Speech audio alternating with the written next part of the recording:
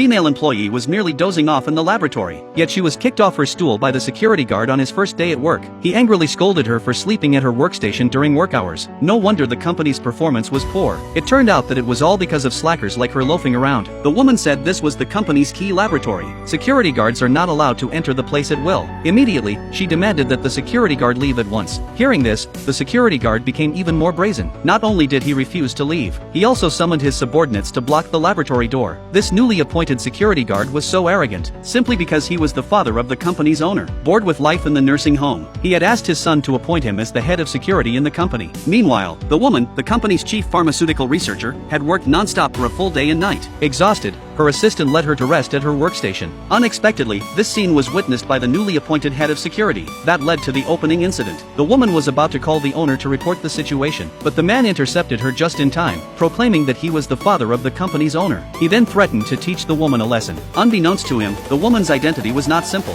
After all, the owner had risked a heavy downpour to persuade her to join the company originally. At that moment, the laboratory staff, alerted by the commotion, rushed in. They quickly stepped forward to protect the woman. Seeing this, the man attempted to fire the woman and expel her from the company. A colleague said that the woman was a world-class pharmaceutical professor. The owner had gone through great hardship to recruit her to the laboratory. Without her, the laboratory could not operate. Hearing this, the man scoffed, insisting that the company could run just fine without anyone. If these corporate parasites were gone, his son could save a fortune each year. The woman said that the company's anti-cancer project was at its most critical stage. Without her, the entire project would collapse. Not only would all the company's previous investments of time and money be lost, but the company itself would face bankruptcy. Upon hearing this, the man was immediately enraged. Accidentally, he triggered a switch, causing a chlorine leak in the laboratory. The laboratory alarm quickly alerted the owner, who was away on a business trip. He immediately turned his car around and rushed back to the company. Meanwhile, the woman knew full well that chlorine was a toxic gas, and that all their previous research results were inside the lab. If they were contaminated, everything would be rendered useless. In order to safeguard the research results, the woman did not hesitate to put on protective gear and enter the laboratory to close the valves. A colleague reminded her that once the door closes during an alarm state, it would lock. They advised the woman to come out quickly if she encountered danger. The man standing nearby heard this and plotted mischief again. Upon learning that inhaling an excessive amount of the gas could kill,